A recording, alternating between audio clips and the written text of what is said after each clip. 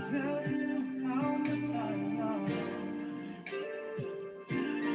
I love.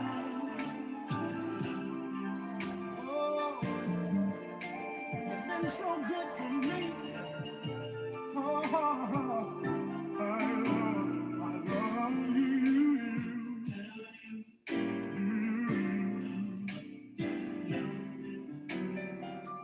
Never cease to amaze me.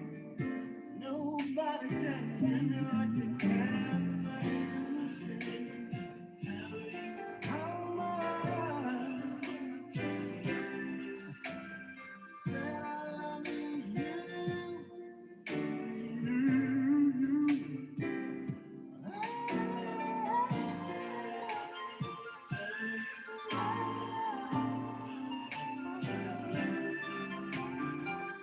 I wanna take the time to say that you're brighten my birthday.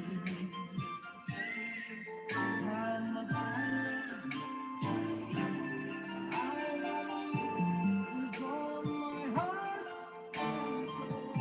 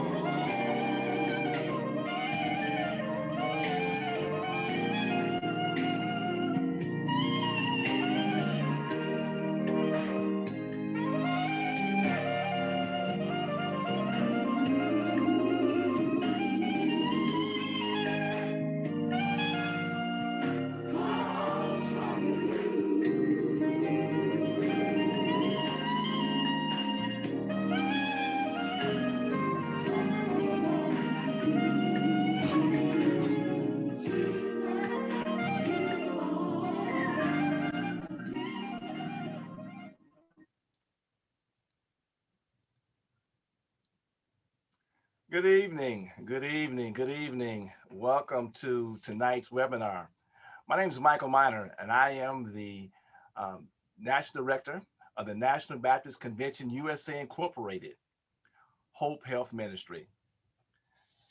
First of all, I want to bring you greetings on behalf of our President, Dr. Jerry Young, our General Secretary, Dr. Alvin Edwards, the Chair of our Federal Faith-Based Initiative, Dr. Alvin Love, and of course, from all of our Hope Health Ministry team members. We're pleased tonight to be able to share this follow-up to the webinar that we hosted during our midwinter board meeting on Monday. Look, we also are restreaming this webinar on our National Baptist Convention USA Incorporated Hope Health Ministry Facebook page and our YouTube pages. Look, feel free to share. We also want you to share the link so that more people can get on with Zoom so that we can interact. So this is what we're going to do tonight. In this interactive webinar, our Hope team will follow up on the questions that you all shared with us. Wow, were there a ton of questions. We appreciate the depth and breadth of the questions that you answered. We're also going to look at some of the possible long-term effects of COVID-19 on chronic and mental illnesses. So look, we want to make sure for those that are watching with us here on Zoom that you will type in the chat and share questions and comments. And look, I have the laptop right here beside me. Other team members are also watching social media as well. So if you have questions, we'll try our best to get them answered. All right.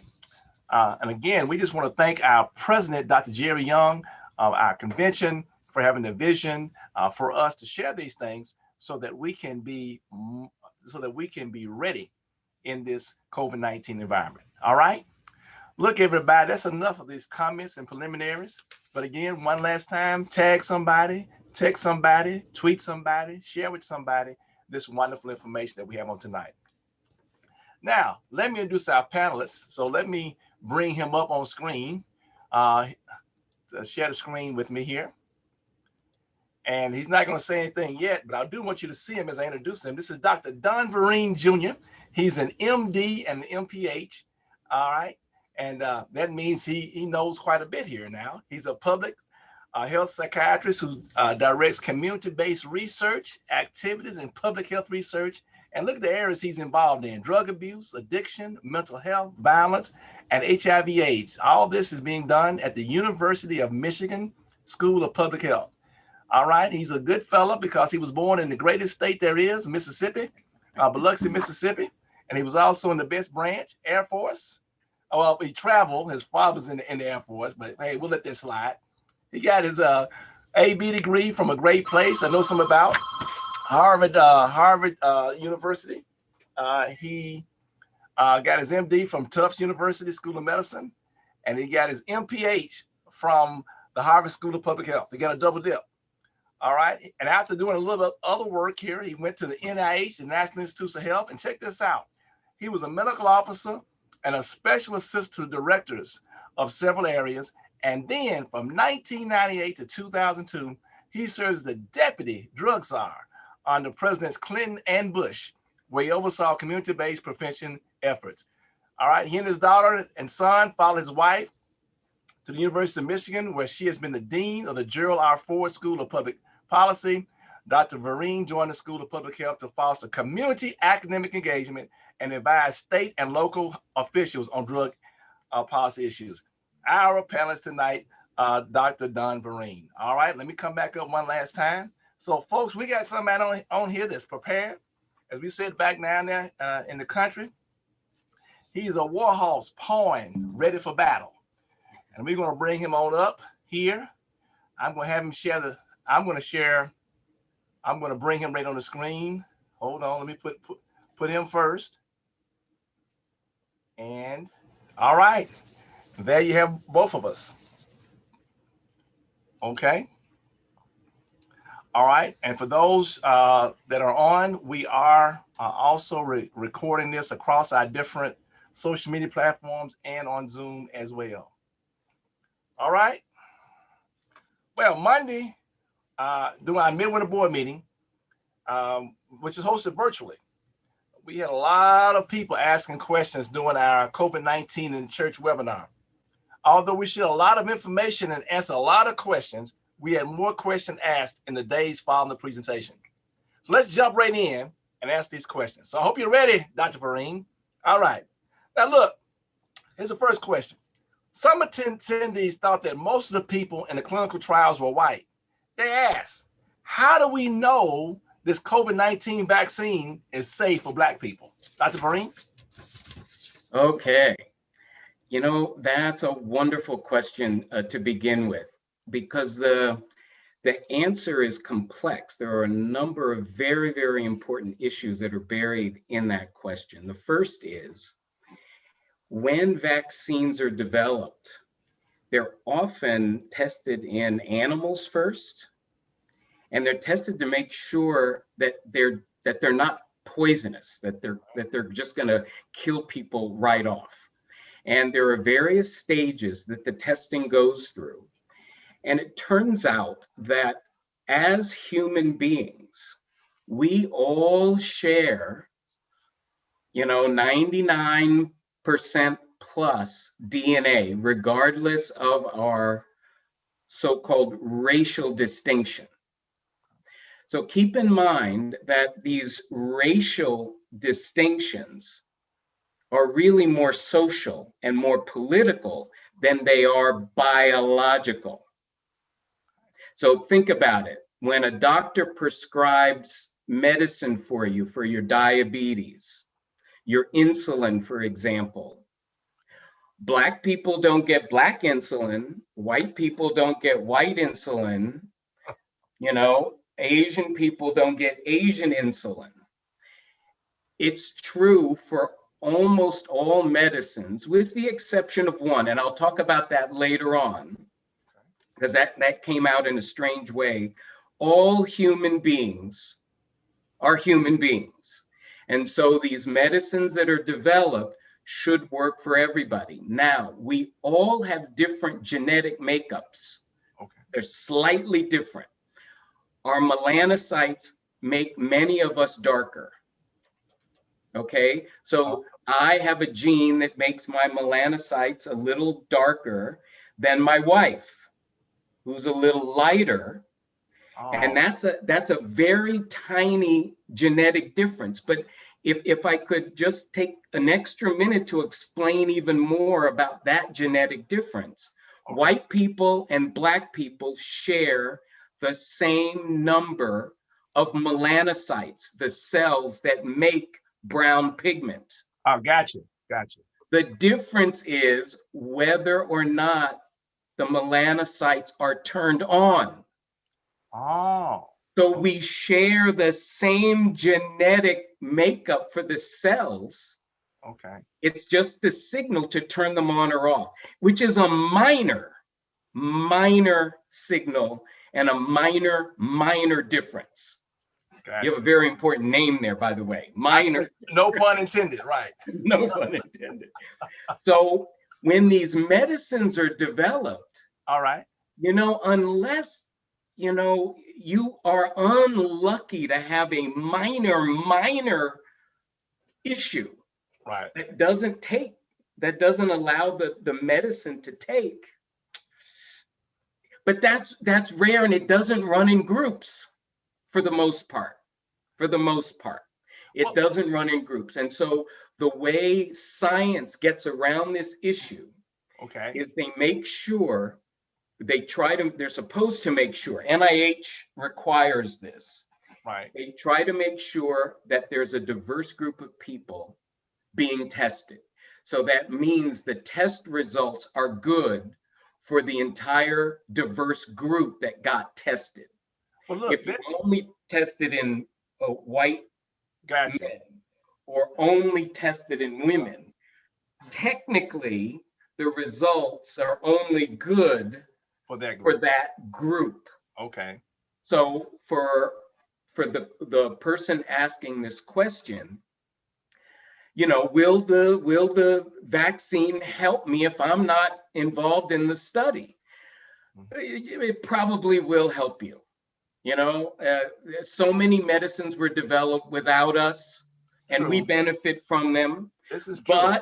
But if in case there is an issue, that's why we need to be in the vaccines trials, and that's why there was such a campaign to get people of color involved in the trials. All right, I want to just put one little commercial in, and I'm thankful that one of our team members, Dr. Lavora Williams at the University of Kentucky Nursing School, was part of the NIH group that got some people of color involved. So I want to put that little plug in there. But look, you still, you bring something else up. So now this previous question reminds me of the mistrust between Blacks and medical research in America. What specific do you think of some of the wariness that we have as people of color when it comes to these things, Sure. And there was one other point I was going to make about the previous question. The Pfizer trials had 9.8%, almost 10% African Americans involved in the trial. Okay. So that's, that's pretty close to the average in the United States. Okay. 82% were white, 26% were Latino, and 4% were Asian. So the most of those are about right. The Latino one is probably a little low, actually. Yeah. Okay. But they're Caucasian, remember? They're Caucasian. Now, the mistrust. Well, the mistrust, I'm going to say Tuskegee. There have been past medical research programs or projects that took advantage of Black people. Yes. But there's a history of this country taking advantage of people of color. So fortunately, we knew about Tuskegee.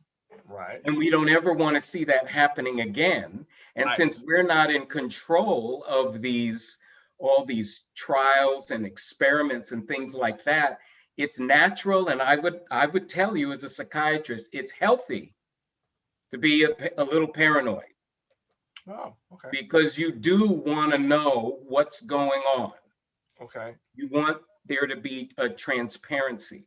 And so there is naturally this distrust when the government says, well, Black lives don't matter, and we're gonna follow people with syphilis, even though we've got a cure for it. Because that was one of the terrible moral failings of that study, was it continued after a cure was developed and it was withheld from these men. Wow. Yeah. And then they suffered from the side effects of having it's called a spherocyte, that particular bacteria. And it just, it still brings tears to so many of our eyes that these people suffered. And as a result, it's important to point out that as terrible as those studies were, which is, the Nazis did the same things to the Jews and the Jehovah's Witnesses who were in the camps in Germany. The American government was involved in this. It isn't just the medical people. The Tuskegee was a government-funded study. It was the United States Public Health Service, which I was a member of at one point. So it's the government and it was the medical profession. People with lower IQs, they did all kinds of studies on those people without their consent. So the thing I want to leave everyone with is that it's healthy to be a little paranoid. And I'm going to come back in a few minutes and talk about how some of the trials that we've been witnessing from Pfizer and Moderna and AstraZeneca, there has been unprecedented transparency. Not complete transparency, mind you. Unprecedented, wow. But unprecedented transparency. Excellent. So when there was when there was a glitch, a bad response with one of the folks who'd gotten Oh, yeah, the that was on the vaccine, news. Yeah. we knew about it. Yes. And then one Yeah. of the studies, they shut it down. Sure did. And everybody, when we were talking about this in Flint, people were saying, "Oh Lord, have mercy! This is terrible." And I said, "No, Oh. no, this is what's supposed to happen." Yeah. And chances are, in fact, most of the time, Mhm. those bad outcomes or those bad effects have nothing to do with the vaccine. It's something that just happened naturally in that person's life. But Gotcha. as a result of Tuskegee, we now have all of these protections. Okay. The transparency is one of them. Whenever you go and you sign all those papers at the hospital, informed Yeah. consent Exactly. Yeah. is required because of that study. And Okay. informed consent means you need to be told what good things are expected from the study, Okay. what bad things may happen to you, Okay. and they have to demonstrate that the good will outweigh the bad. Otherwise, they can't do the study. Okay. Well, you had me thinking here then. So do you think this, you really encouraged me actually. Do you think this COVID-19 vaccine rollout is an opportunity for us to feel better about these studies, kind of overcome some of this wariness? Yes and no. Mhm. And I'm not trying to be an economist like my wife, on the one hand or on the other hand. Yes, because we're aware Okay. and we have some control by deciding whether or not we're going to participate in the studies or not, because we're a part of the actual process to figure out if this is a good thing. Yeah. Here's the kicker, though. It's still scary, and that is we've never done studies like this before this quickly. Okay. So if there's a lot that we don't know. The thing about that is we're all in the same boat. Black people, white people, everybody taking this virus, this vaccine. Gotcha. It looks like at least in the short term, it's going to protect us. And there's a race because there's a variant that is even more Hold your horse. infectious. We'll come back to that variant. Hold your Yes, horse we on that will. one. And so there's a race to get our immune systems up to speed so we can be immune to it, at least for a period of time. But we don't know how long. Right. We do know that for at least a short period of time, 95+% of people who get that second shot will be protected. Okay. Only 5%, may fall through the crack. That is amazing when it comes to vaccines. All right, I want everybody to listen tonight. I hadn't thought of it this way, but keep in mind, everybody's concerned about, is it safe for Black people? We all, whether you're Black, white, green, yellow, blue, we all taking the same vaccine, rich, and the poor, same risk. Same risk. So everybody, so keep that in mind. What y'all keep that in mind. All right, let's go to something else about this vaccine, Dr. When you're doing good so far, okay?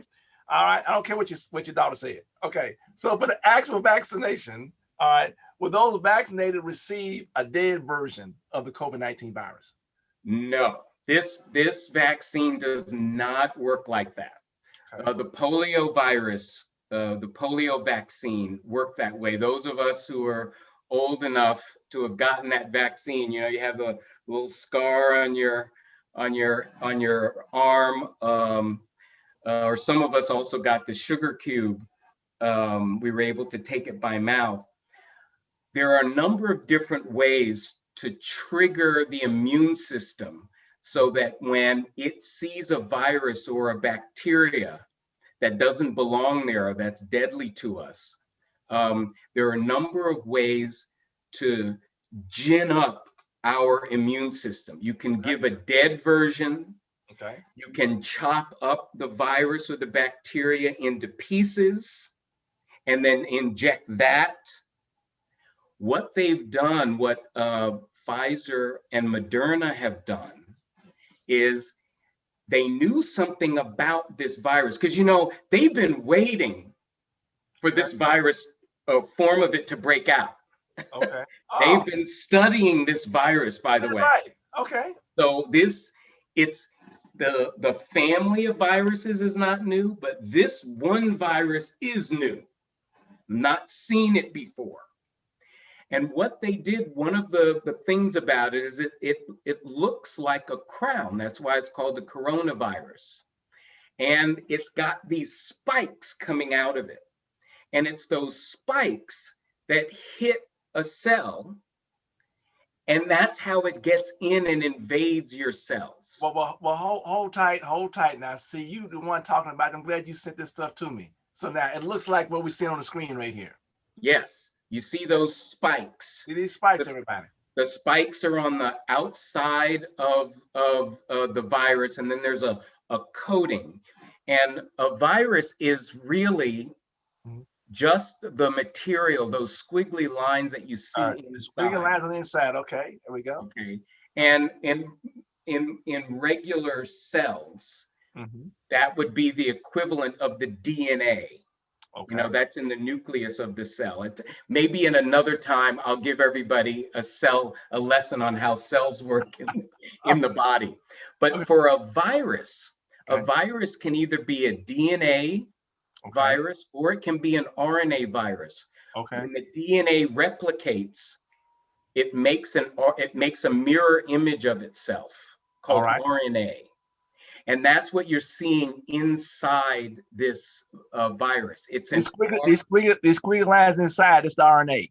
Yeah, that's an RNA virus. Okay. There are other viruses that use DNA, just like we do.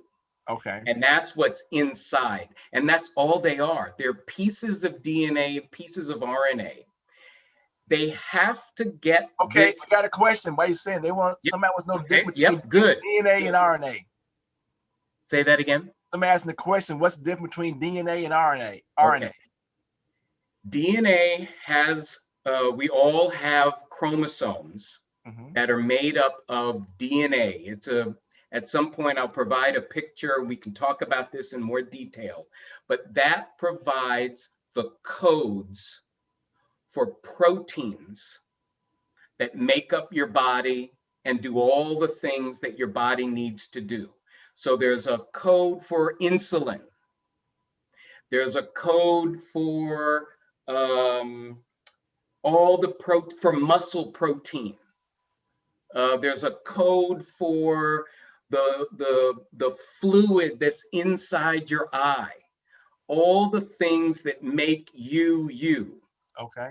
Is embedded in the DNA. DNA, okay. The DNA, you know, replicates, and then a new cell is made. But in order to make those proteins, a mirror image of the DNA is made, and that's called RNA.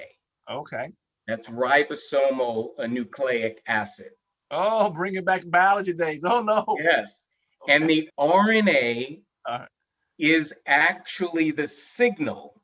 It gets the code from the DNA, but the RNA is the signal that makes the protein. Gotcha. And so the red part, the red squiggle, is the instruction to make the spikes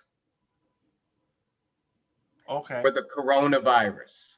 And it needs to use the DNA of another animal, of another cell, in order to live. Oh, because it only has RNA, so it has to have a DNA. Yeah, because it's only RNA. Oh, gotcha. So it's a very basic piece of life. Okay. It's more basic than a single cell. Okay. Because it can't live on its own. It's a parasite. Okay. And so that code has to be replicated so that those spikes can be made, because it's the spikes. I'm going to say they pierce, but they do more than that. They pierce the cell so that the RNA can get inside the cell finds the DNA so that it can remake all these parts, but 100, 200, 1,000-fold. Wow. But Well, look, enough of these. but look, you onto something here. So the variants that are out. So are Yes. the variants, are the variants have different spikes or something? So how can you use this to help us understand why these variants are, and are these variants more deadly and crazier than this Yes. other stuff? Help us, we got this picture up here. So Sure. how that work for us? Let me preface this discussion about the variants with this statement. Okay. We knew they were coming. Okay. Yes, because We knew they were coming, but nobody said anything about it, though. Well, they did, but they were listen. focused on other things. And by Okay. the way, sometimes things scare people. True.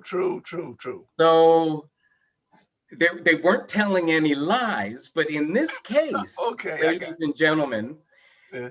what you have is every time this mRNA gets copied, Gotcha. you know, it finds the DNA to make the spike, to make the capsid, the capsule that holds the RNA. Right. There's a code there to replicate the RNA itself.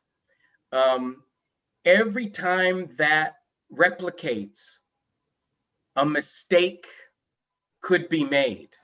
Ah, a mistake. A mistake in the coding. All it takes is one little, because what you're seeing there are thousands of pieces. Okay, so that are codes, thousands of combinations of codes. Okay. And all it takes is one little mishap. Wow. But let me tell you this, most of the mishaps don't mean anything. Okay. But all it takes is one or the right one to change. Now, your health ministry has dealt a lot with AIDS. The HIV virus is an mRNA virus, but it mutates like crazy. Oh, okay. It's like every 5 times, I'm making this up to make the point, every 5 times it replicates, there's a change. Okay. That explains why we don't have a vaccine for it. Okay. It's changing so quickly that there's no way we can come up with a vaccine for one part that kills all of them. So we're thankful then that this particular virus does not mutate as quickly then. Amen. You have spoken the truth. You have spoken the truth. Wow. Now the variant, so far, the South African variant, the one that was discovered in Britain, they all seem to have a variant that relates to the spikes. So these little things are these little red things on the outside here. Yes, and the thing is that has to do with the entry into the cell. So when they knew about the cell and they were trying to figure out, okay, what piece of this are we going to attack? Okay.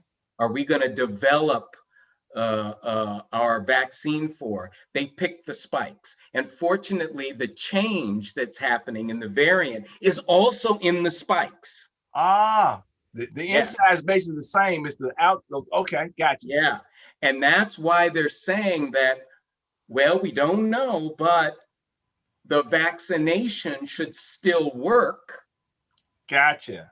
It may not work quite as well, but there's no reason, based on what they've been able to see, because they studied the mRNA of all these, all these viruses, all these variants. Right.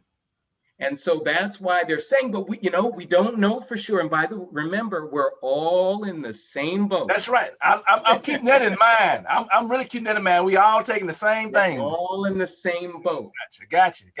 And so somebody is already developing a booster. They're looking for another part of the spike to develop an attack on. Okay, but then you raise up two questions then. So question number one, this is why the Surgeon General, because I understand this is different, want us to wear 2 masks if we're not wearing N95, right? Yep. All right, and then okay. So yeah, so if it's more infectious, meaning it's not necessarily more deadly, okay. But if it's easier for you to get it, that means your chances of getting it goes up. Okay. Your chances of getting really sick, and then if you get really sick, that makes you a candidate for possibly dying. So okay. that's the way we think about this. Sometimes you get a variant and it gets in and it just takes over too fast. Gotcha. And it may not be the spike, it may be something else that gets changed. All right, so that means so far so good. We're keeping our fingers crossed. So that means then that we should keep on wearing, even if we had the shot, both shots. Yes. Don't throw your mask away. Is that what you're saying there? Exactly. And the reason for that is not everyone has been vaccinated. Right. And let's say you do get vaccinated. Gotcha. It's going to take a little bit of time, a day or two, for your immune system to ramp up if you're exposed.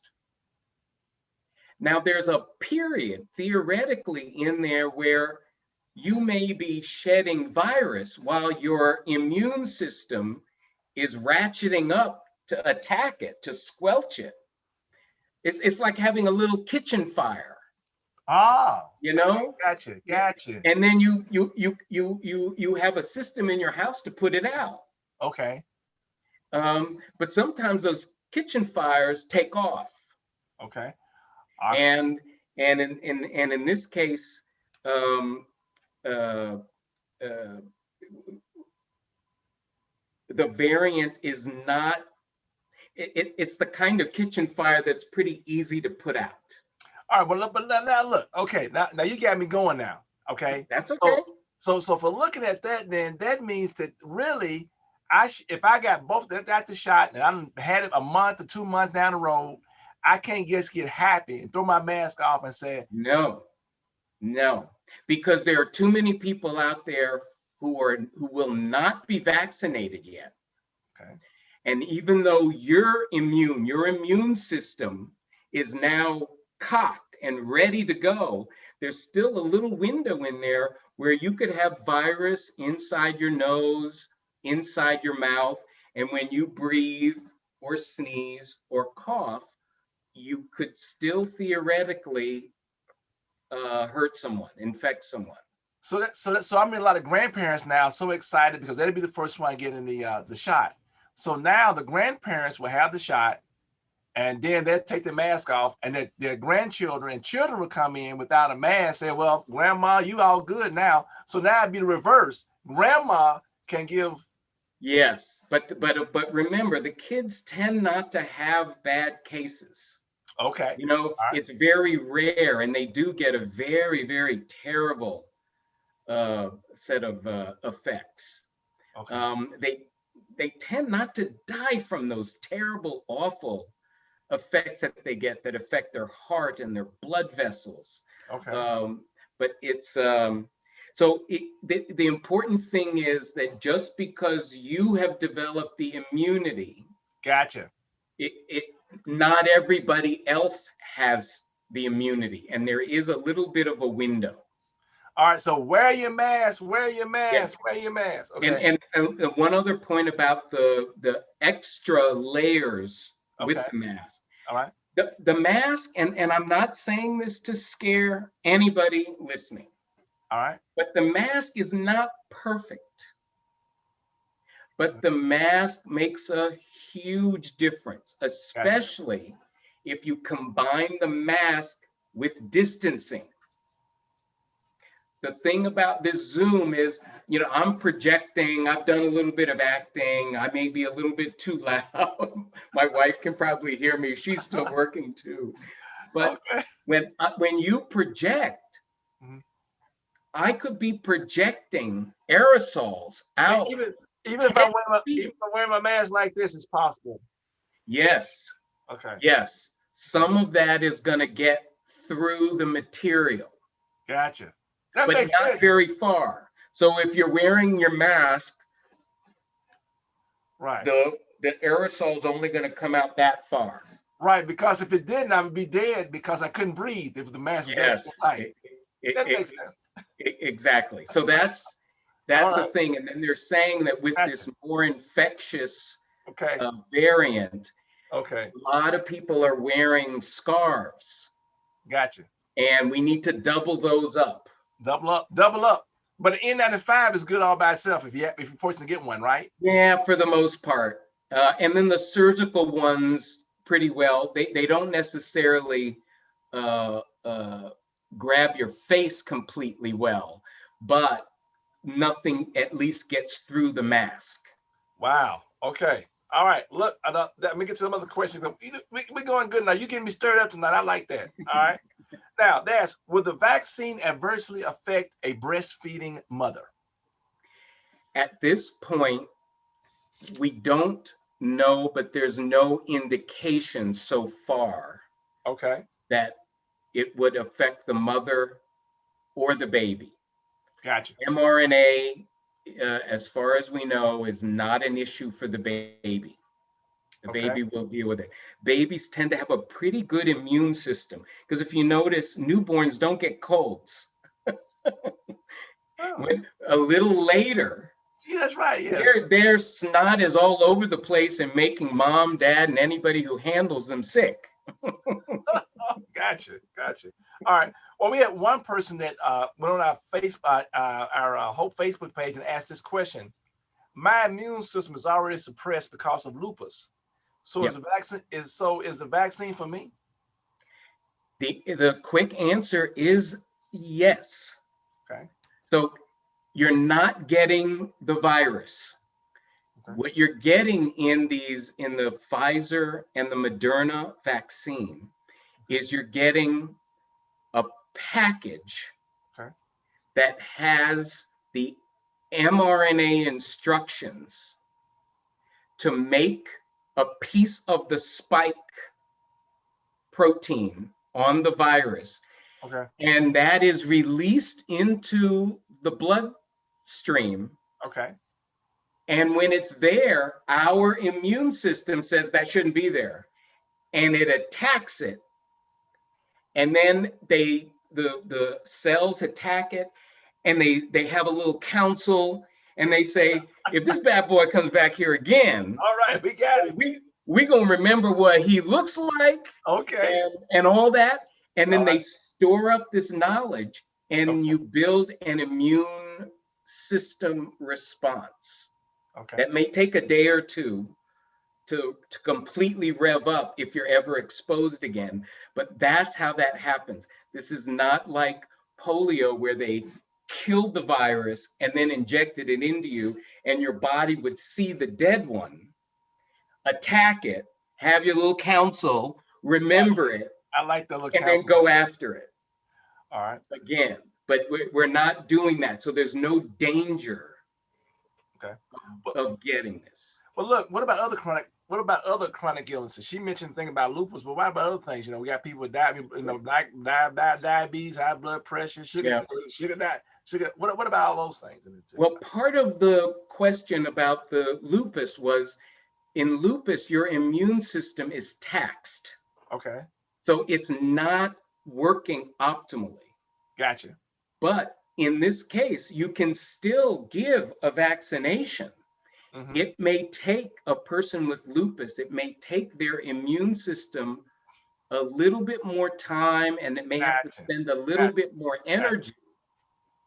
But it doesn't put them at any risk, except that you have to spend this extra energy because you're already dealing with the lupus, and then the side effects and the medicines tire you out and tax your system.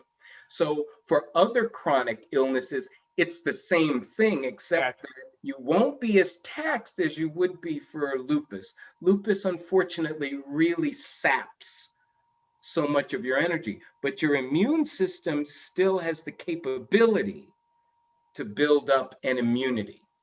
And then, of course, in all these cases, as people doing these things, they will coordinate, consult with their healthcare professional. That's right, because they may need some extra help. Okay. To get the immune system to protect them, okay. To build up so that they can be protected. And let me just make a little caveat here. The reason I said healthcare professional, when I first started in this business, I always would say doctor, but we know now people may say nurse, and anything else. So healthcare professional. I will tell you, as a doctor, there are so many other people that know so much more and explain it a whole lot better. No problem, no problem. All right. So now here's another question. It says, some people have taken both shots have asked this question. Why is the second dose more intense than the first? Okay, I don't know if this is the way, but we have several questions on that. So why is the second dose more intense than the first? Yeah, I was told the same thing. And it's probably because the first time you get it, it's just new, and the response, it may be adequate to protect you for however long it's going to protect you. Okay.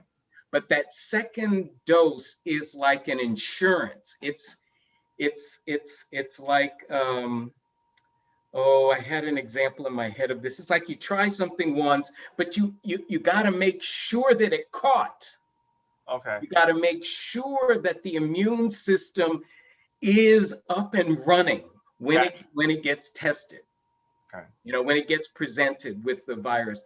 And so when that happens, you get a much bigger response because you didn't have it before. It was new.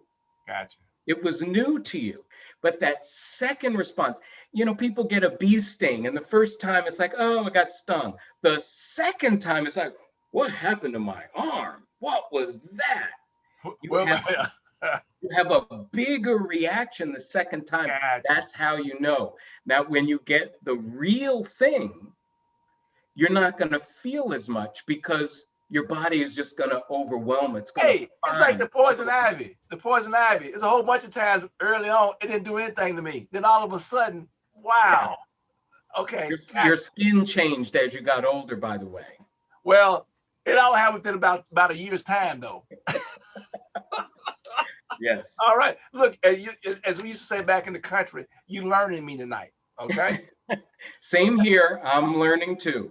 All right. So now I don't know why they asked us this question, but I'm gonna put it out here because I don't know, but you do the best you can with it.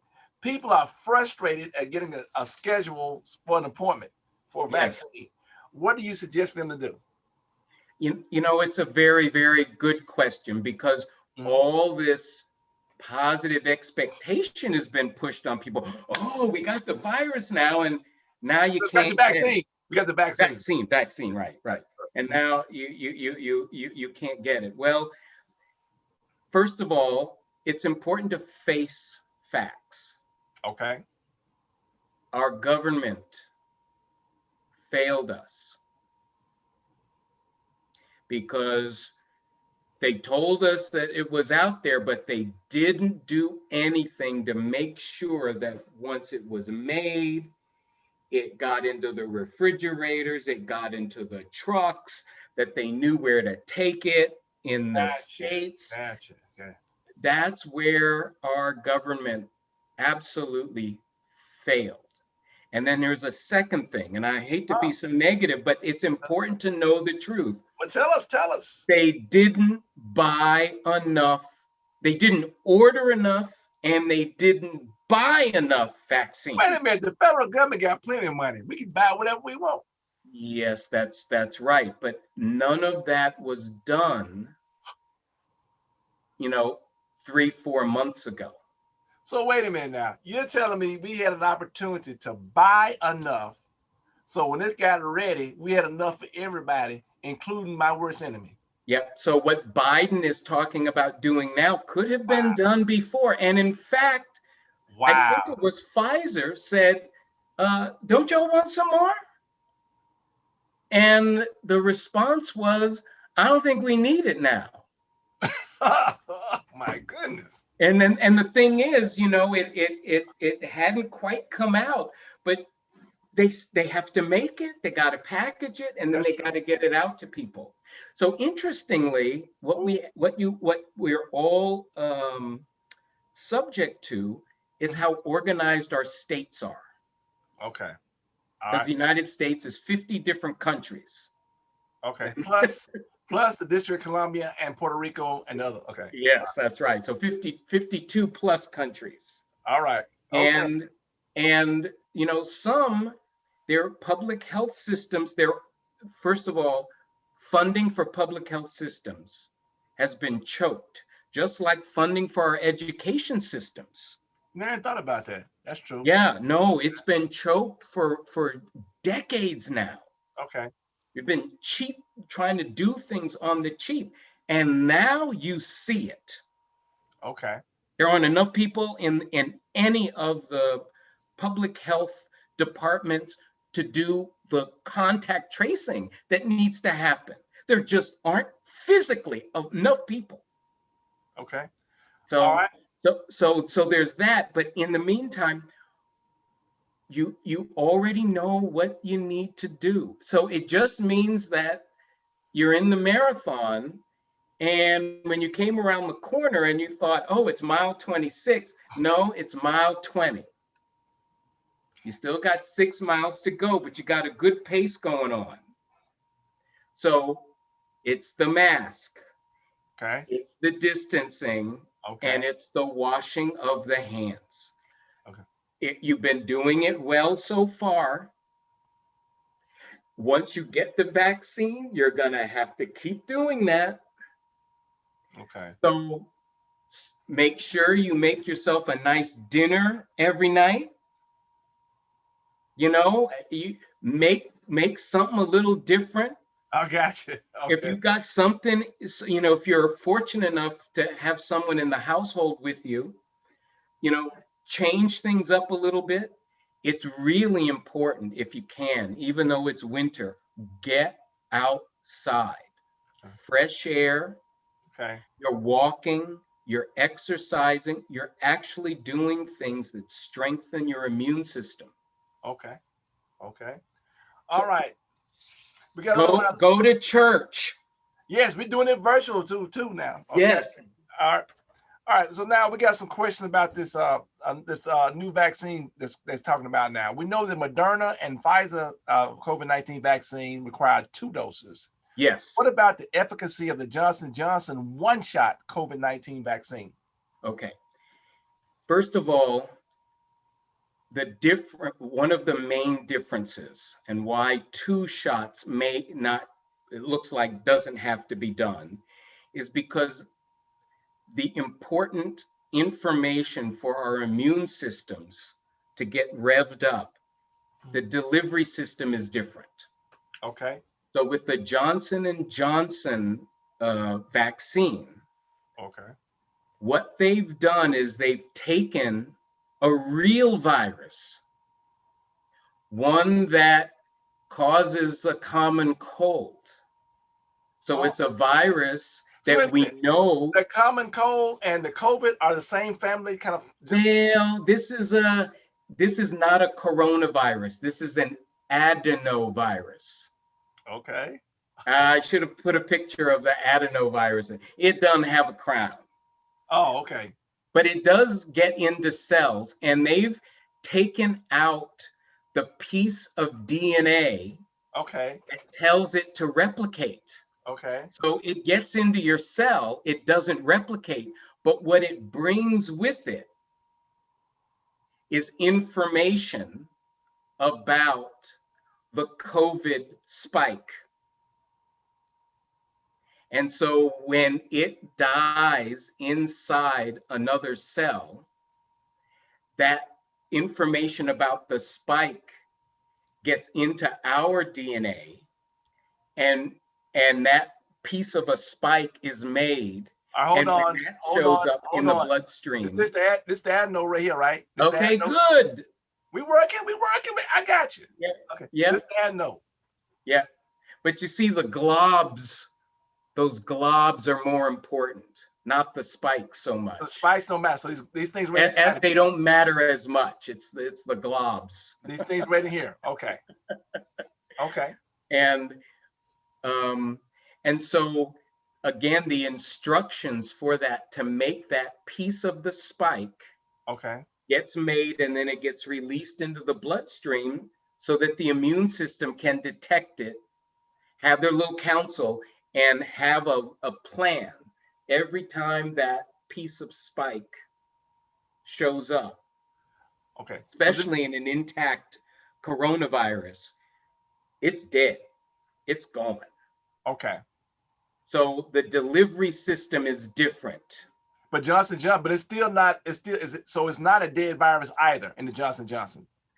This is it's an alive virus, but it's a virus that doesn't hurt you. So it's like a blank bullet.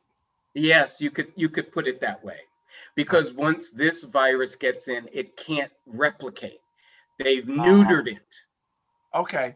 They've neutered it, and the only reason that they're using it is to take that RNA piece of information so that our cells will make it. And then once it's made and it's out in our bloodstream, it's like throwing chum and blood into the ocean to draw sharks. Ah, gotcha. It's the same concept. So all we're doing is finding a piece of the virus that could kill us. Okay. And using that piece to make our immune system ready to go. All right, so protect us from it in the future. Now, I've heard, and you hear a lot of things, that's why we're glad to have you on as an expert in the field, that unlike the Pfizer and Moderna vaccines, this is only, the Johnson only about 60% as effective as others. Yes, and that's where most of the vaccines that we've gotten, that we've used in the past, that's where they are.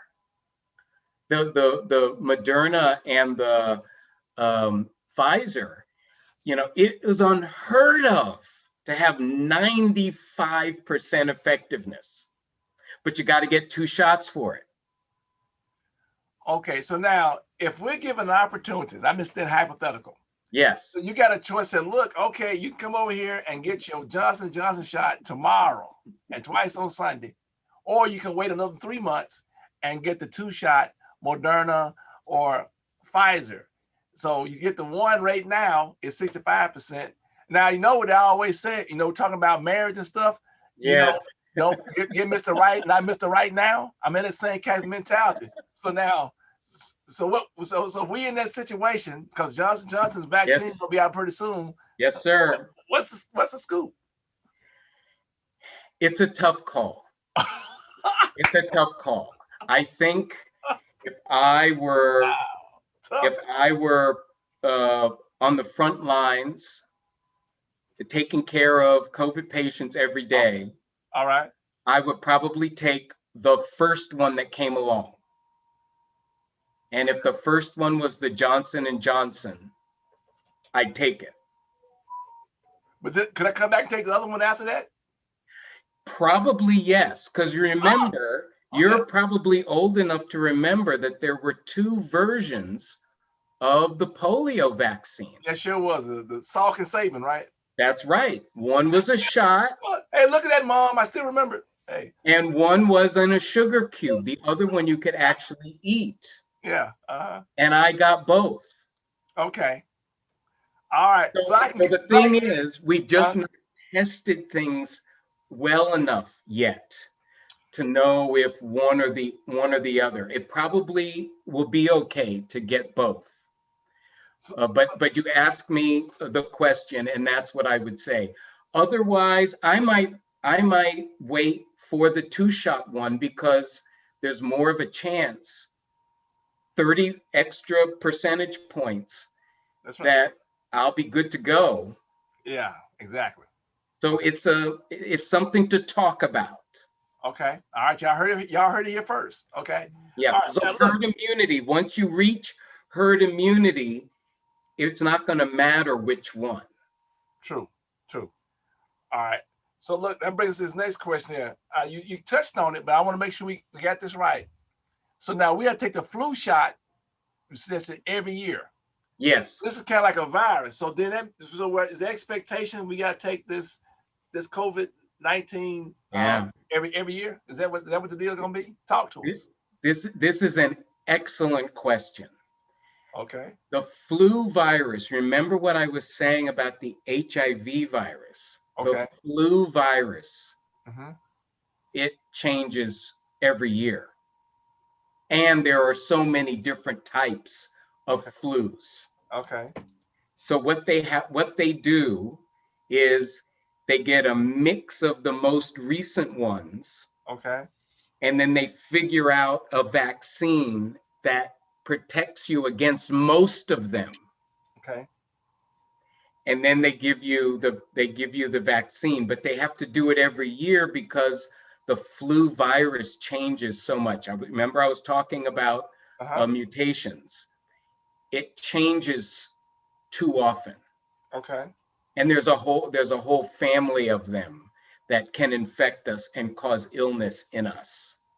Okay. So with COVID, it doesn't change quite as much. Okay. And it should last for a while, but we only tested this to see how people did for a couple of months. True. That's why we have an emergency authorization, because it's not approved yet. Because that's one of the questions that you could have a partial answer to if you did the full set of tests. So I'm not trying to alarm anybody. So really, a year from now, we could be all right, it's all good, or we could be like going to another flu season, but maybe not as bad because we still have some kind of partial immunity to it. Yes, but keep in mind, we're shooting for herd immunity for this one. Okay. We don't quite get there with the flu because it keeps changing every year. Gotcha. So with this one, if in the next year, more than 60, 70, 80% of folks can get vaccinated, we could actually relax a little bit because it won't be you won't see it as often as the flu virus. Okay. And look, just to warn everybody, we were going to end at 7, but we have more questions coming in. As long as Dr. Vereen, yep, I'm good. Go with us. And thank you all for the questions that's still coming in and whatnot. We appreciate everything that everybody's asking us. I think we got a new star here. We're gonna replace Dr. Fauci. Yeah, well, the challenge is not to be too technical and to actually try to have a conversation. You ask the folks in your congregation, and folks are asking very, very good questions, and so they deserve a response. All right. Well, the next question on the list is talking about, are there additional recommended vitamins? A lot of people about taking vitamin C and stuff like that that can help you build up your immune system. Yes. Let me just say blanketly, it's important to eat a really good diet. If you're already eating well, okay, then you're fine. What they did find early on in this pandemic was that people who had a bad course or died had low levels of vitamin D. Vitamin D. Yeah. Interesting. I never heard that. Okay. Yeah. And so in the wintertime, I'm up here in Michigan, sun doesn't come out all that much. Yeah. Even though I'm dark and, I can convert vitamin D pretty well. Every now and then my level, even though I take a multivitamin in the winter and most times, gotcha. It's not enough unless I'm outside in the sun.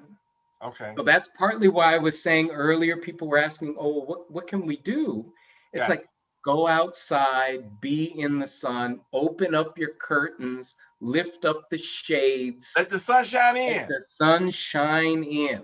Okay. So that's one thing that they noticed. Vitamin C, most of us get enough of that, Right. every Everything you day. drink has vitamin C in it these days. Yes, yes. So we get enough of that. Okay. And vitamin C is used by white blood cells to kill other things.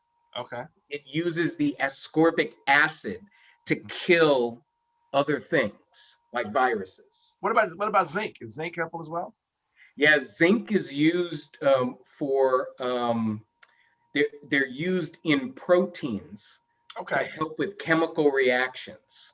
Okay. So when you're breaking down sugars, when you're breaking down fats, when you're making things like insulin, Okay. zinc is a part of the proteins that are used to make other things. They're part of catalysts and other things like that. That's why I'm saying eat a balanced diet. One of these is not going to be a magic bullet. Okay. All right. They're all important. Right. And look, somebody's come just asking, will the vaccine, this is from Facebook, Yeah. adversely affect a person taking chemotherapy drugs? Well, with chemotherapy, often your immune system is depressed. Okay. Just like we had a person who shared with us Oh, that she had lupus, lupus. Gotcha. Gotcha. and it's depressed. The Okay. thing is, these vaccines are trying to gin up your immune system Okay. to fight the virus. If it takes a little longer, it takes a little longer. Gotcha. So it shouldn't be a problem. But again, there were no tests put in place to answer that specific question. Okay. So it's a best guess. And our guess is that if you're taking cancer treatments, you're at risk to get this virus. True. So, And you're probably better off, taking the vaccine so that you've got more protection. okay. All right. Okay. Look, we got one more question. Then get ready. We're going to your mental health discussion in just a second. But the other question is that people ask us, even though young people don't really die a whole lot from COVID-19, but what about the long-term effects? I think this question comes back from that basketball player down at the University of Florida. I guess he got fell out and now they wonder about his heart. So even though maybe now it's no big deal, but they get my age, your age, and other folks' age and whatnot, will they have something crazy bad to look forward to? Yeah, these patterns are important. First of all, young people seem to have a lot of asymptomatic presentations when they're infected with the virus. Okay. But many of these younger people, their 20s, and then a few of the older ones in their 30s and 40s, Okay. what you're seeing in them are blood clots, Ah. strokes, Huh. Okay. heart problems. Okay. Again, we're seeing it more in that younger age group than we are in the older folks Okay. or in the really young folks. Gotcha. Gotcha. And so this effect in the blood clotting system, people are working on that to try to understand what is the virus doing to make your blood clot more. Because when you're 30 years old and you're having a stroke, that's not supposed to happen till you're older. Okay. And All right. so the biology of the virus is being learned about from these patterns that we're seeing. Okay. So the athletes, there seems to be the big symptom for them is some effect on their heart, Okay. sort of a carditis, an inflammation of the heart muscle. Okay. And that's devastating to an Yes. athlete. Yeah. I mean, they need their hearts. I All mean, right, it's over with. It's over that's with. what makes them go. Right. And Right. so Man. in many of the programs, that's what they're looking for specifically. Okay. The young men are getting tested and then they're getting ultrasounds. Okay. Young men and women. They're Okay. getting tested for the virus Okay. and they're getting these ultrasounds to make sure that the heart hasn't been affected. Because if it has, then they can jump on that. They can give them medications to reverse the inflammatory thing that's going on. Wow, I can't get to this next question yet because you bring up something else. If that's the case, aren't those tests expensive? Are these colleges able to? Amen. I mean, it's not like you're gonna pay $5 to get done. My wife, she's graduated from being a dean to the provost, and the cost of these tests, because I think the students on campus are tested 3 times a week. Wow. Whew. You know, and then if they're tested, then they have to be isolated, then they have to go somewhere else. The cost of this, and supposedly the federal government is picking up the tab for this. So it's our tax-paying dollar that is paying for this. Okay. All right. Another question has popped up before we get to our mental health piece. It says, should a kidney transplant patient take the vaccine? With the kidney, your immune system should be, no, if you're a kidney transplant, your immune system is depressed because you're probably taking steroids or other medications or other medications to ensure that you don't reject the kidney. Okay. And so it's the same as the folks with lupus. Gotcha. Okay. Your immune system is depressed, but that doesn't mean it's not working and can't work, and you want it to work to protect you from COVID. And as again, take a little longer to work. And as again, consult with your primary care professional. All right. Now let's get a little bit to this other area here. Let's talk about a little bit about mental health quickly. Yeah. People are tired of being on lockdown. They say, I'm gonna say like this, they tired of being on lockdown. Okay. That's me. All right. What are some coping skills for individuals or families to use to strengthen mental health during this pandemic? Yeah, the way I would think about this is look at what the virus has taken away from you. Okay. It's taken away fellowship. Okay. Probably most importantly. We're staying inside, although we could go outside, but we're staying inside more. Okay. We're not moving as much. Yeah. I didn't. That's that COVID weight, right? Yes. I'm in this office, 8-10 hours a day. Okay. Okay. Now I stand now. I see.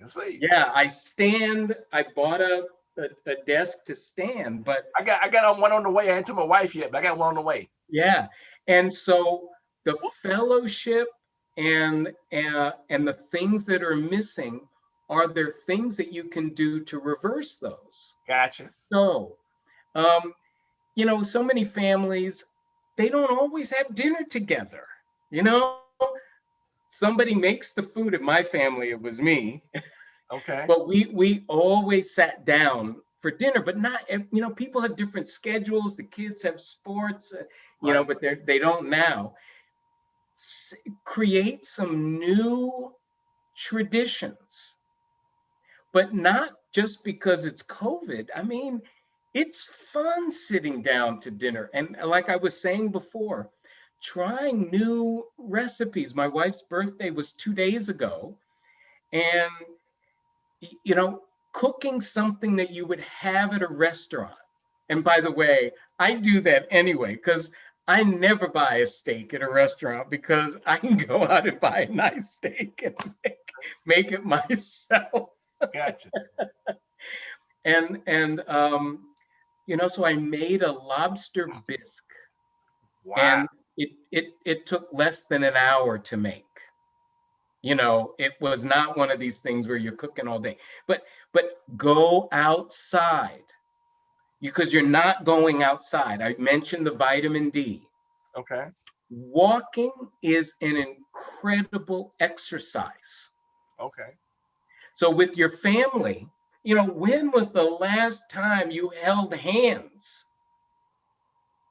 Go outside, hold hands. I never noticed that tree. Okay. I didn't know that there were birds flying around in the wintertime. We should buy some bird seed. Okay.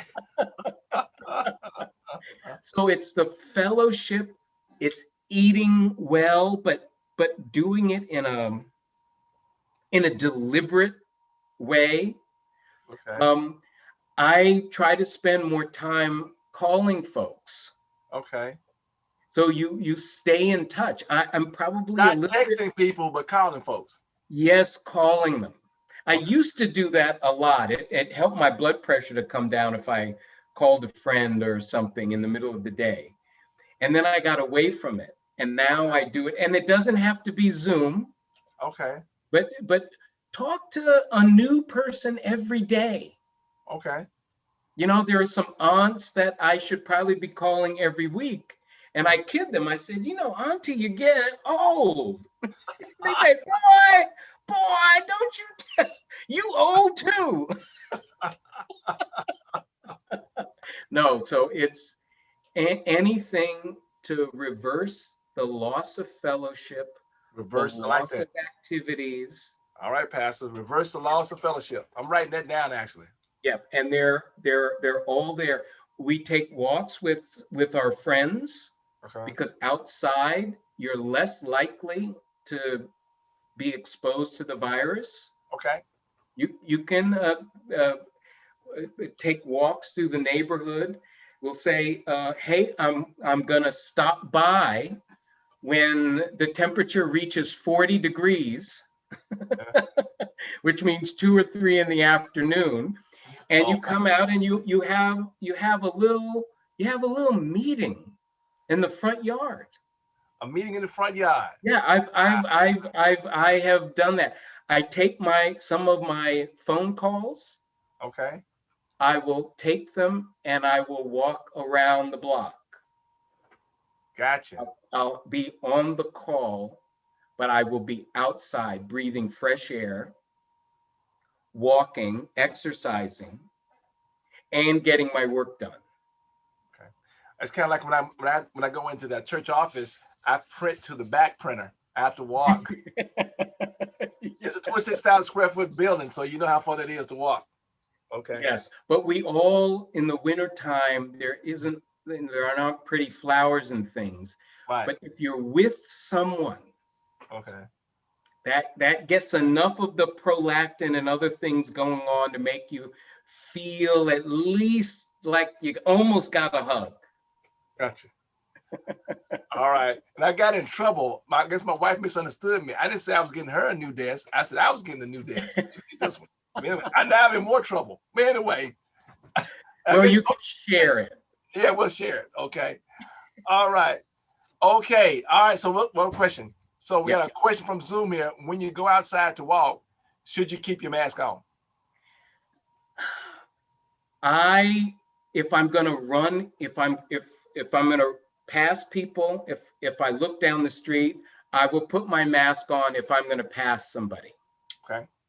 If it's just me, if I'm walking in the middle of the street, for example, I won't put my mask on because I'm not exposed. I'm getting in the fresh air. It's much less likely when you pass somebody, unless they cough at the exact point when they're standing next to you. Even then, there's so much fresh air that everything gets dispersed. Okay. That's why they have to close the restaurants, because the air is not moving and you're so close to so many other people. Yeah, I never understood that. You walk in with a mask and take your mask off. Yeah, and you have to eat, so that's the problem. But in the church, for example, unless there's good ventilation, even if you have a mask on, Oh, that's so true. many, unless you're socially distanced, Gotcha. if you're going to socially distance, then you need good airflow too. Gotcha. You need both of those. Gotcha. Yeah. Gotcha. Gotcha. Otherwise, the virtual is the best. Okay. All right. And I guess also if you go, if you do, even if you do go in and do that, you have these choke points when people walk out the church. If you don't have, That's right. you were spaced Yeah. out, y'all get close together. Yep. That takes some planning. So it's like at the end of the wedding or the end of the funeral, Gotcha. they let you out row by row. But you know, we're black people. When this says time to go, No, I know. we're jetting. It's out of there. All right, look, you know, we didn't exactly cover the slide thing you have, and these are all the questions. Is there anything else? I know some things that maybe on the slides you want to show. We have covered way more than we expected. Look, Okay, well, that's good. If anybody's got other questions and whatnot, I've learned some things I didn't expect tonight. So if there's anything else that we got, I'm looking across, and we've got a tremendous response across all our social media platforms. Unbelievable tonight. There is a question about an individual who is highly allergic, they have anaphylaxis. Should they take the shot, the vaccine? Yeah, that's another very, very good question. So if you're allergic to something in the vaccine, and that's not very likely. So the Moderna and the Pfizer vaccine, there are some proteins. I think there's some sucrose, a sugar, but most things that people are hyper allergic to are proteins. And unfortunately, most of us would not have seen any of these proteins. Gotcha. And so they're not associated with any foods that people are allergic to. They're not associated with dust or environmental materials that people are allergic to. So my son is very, very allergic to a number of foods. He's now 24 and he just outgrew shellfish and eggs and milk. But he's highly allergic to nuts and all these other things. Okay. And we talked about this, and he's going to take the vaccine because there's nothing in the vaccine where the proteins are related to anything that he's allergic to. And for that point, most things that people are allergic to that are not there. Now, having said that, people are allergic to certain drugs. Again, you would not know it unless you had the drug. My wife is allergic to sulfa drugs. She didn't know that until she had to get a sulfa antibiotic. Okay. All right. Okay. All right. We got another question popped up. It says, by the way, when you get the vaccine, they will make you wait 15 minutes to a half hour, right, just to make sure that there isn't a reaction. Okay. All right. They say, explain the 90-day wait if you have recovered from COVID. I guess it's a 90-day wait before you take the vaccine. Well, I guess it's a two-part because some people feel like if they've had COVID, they don't need the shot. And then folks who said, folks who have had it, might have to wait 9 days to get it. So both sides of that. Yeah, that's a very, very good question. So first of all, if you've had it, we've not studied any of those people to know what kind of immunity they have. Okay. So they got it, they recovered. We don't know what part of the virus that their immune system keyed in on. Okay. It could be part of the spike, it could be part of the RNA, it could be the fatty cell that the RNA is in the middle of. We don't know. And so we're waiting for the immune system to calm down so that we can reintroduce another part of the virus that we know, and then watch the immune reaction to that. Okay. So it won't take away from anything that you had, but in order for it to work, we have to make sure that the immune response is gone. Otherwise, we're not sure what would happen. It's like a terrible example, but it's the thing that's in my head right now. If you flush the toilet, you don't flush it again until the tanks fill back up with water. You have to wait for the cycle to finish. If you flush it in the middle of the cycle, it screws everything up. Yes, not enough water coming. Yeah. Yeah. So we don't know. And so you can wait 90 days. You've been doing okay so far with the masks and the washing of the hands and everything and the distancing. And so you wait until then. There was one other point about getting the, I'll think of it at another time. All right. So we definitely want to be done by 7:30 Central, 7:21. We don't be an hour. But and by the way, we can revisit aspects of this. There's a lot of information that is coming out at people. Okay. That's why what you're doing, Dr. Miner, is so important. There's a lot of information out there. People are trying to translate it. Some of it is not true. So you're not necessarily going to get everything in one take. And I know that. Okay. So we can do again. People shouldn't. Okay. Like I got witnesses. So he's volunteering to come back now. Yeah. Okay. And we can get other experts if people want specific knowledge. Okay. I or others can find those experts for those folks. All right. Well, look, I think this is all our question things we have. Is that Dr. Vereen, is there anything else that you would like to share before I come with our closing remarks and everything? And look, it's like church too. I want to remind everyone, please complete our survey. Even if you're on Facebook, we posted it there. Complete the survey. We'll know how we're doing about the webinar. So Dr. Vereen, is there anything else before I come back with our closing remarks? Yeah, I'm going to add something that actually has to do with politics. I said some things that sort of pointed the finger at our federal government. That wasn't so much politics. I was stating a fact that the government let us down. There was a question that you sent me about, well, what about China? Oh, you know, yes. What about China? What did they do? Wow. Well, the dictatorship there says, you know what? We're on a lockdown. No discussion. And everybody's going to get tested. And we're going to trace. So that's the difference.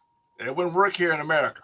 Yeah, and I'm not going to get into, because some of it is honest, I don't feel it, or I need to see more of the consequences for this to hit me, because this is an invisible monster we're dealing with. Exactly. It's invisible.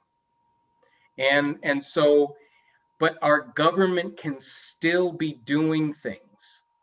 And so even though we're talking about a health issue, there is health in all policies. And so we should be taking some lessons. There were some fantastic questions that exposed how we were unprepared. Wealthiest nation on earth, and we were not prepared. And people have paid the ultimate price because we were unprepared. And so that's something to think about. What are those things that we're missing that should be in place as we suffer through this, but we're stronger we'll be stronger at the end of this. I was watching a documentary about the 1917 Spanish flu. Yes. And, that I got the same takeaway from that as well. Yeah. So we'll get through this. Okay. But we need to be prepared as a community, as the American community, Okay. as our community, in North Mississippi, South Tennessee, our Black community. So let's not forget what needs to be in place for the whole community. That includes research, that includes all the things that we've talked about. Okay.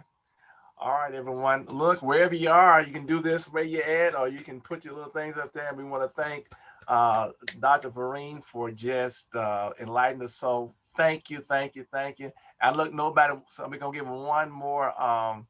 I'm going to remove my spotlight so we give him the full spotlight. That's him. He's there in his home office. And we do thank his wife so much for allowing us to borrow him for this evening. Again, from the bottom of our hearts, on behalf of our president, Dr. Jerry Young, and all of us good National Baptists, we thank you for enlightening us on tonight. All right?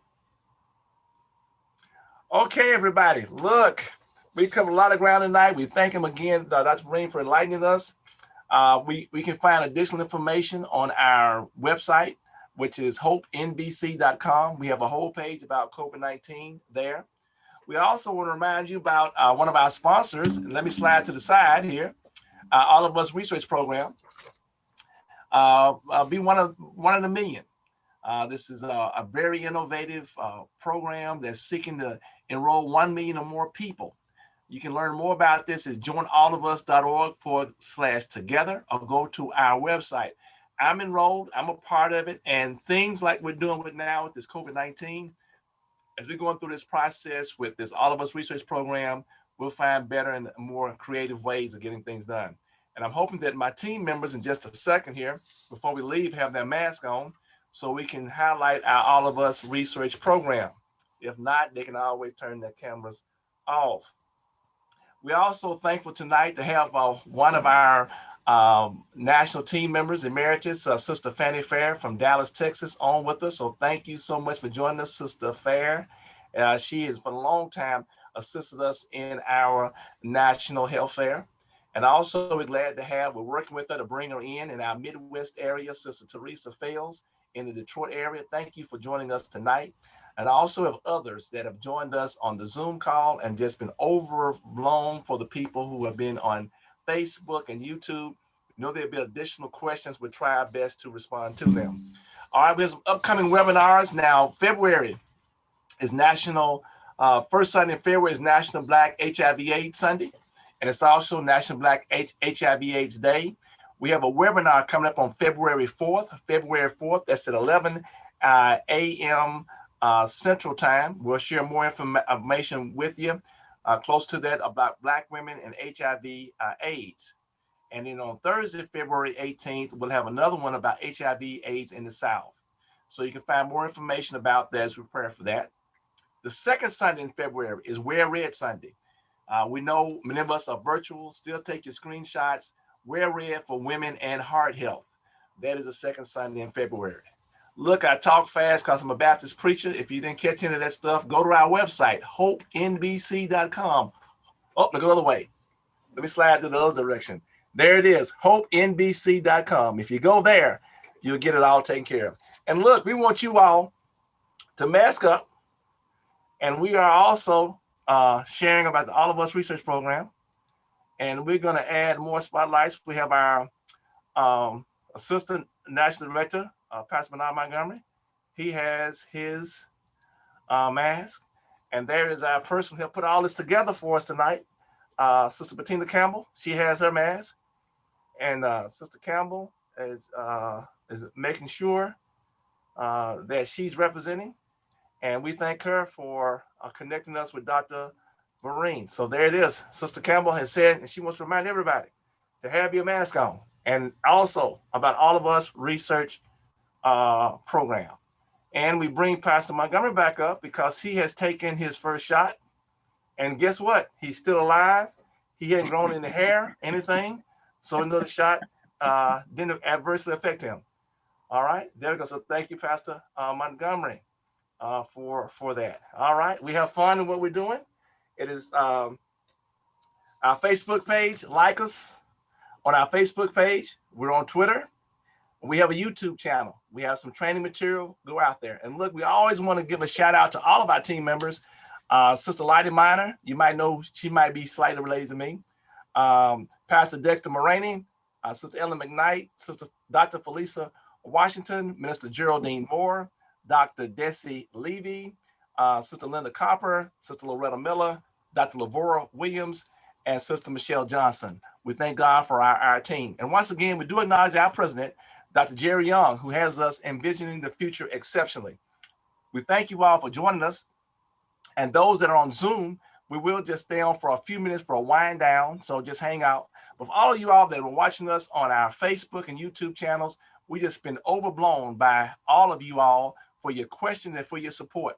And again, we want you to stay safe, wear your mask. God bless and God keep you is our prayer. Thank you for joining this webinar produced by the National Baptist Convention USA Incorporated, the nation's largest African-American denomination.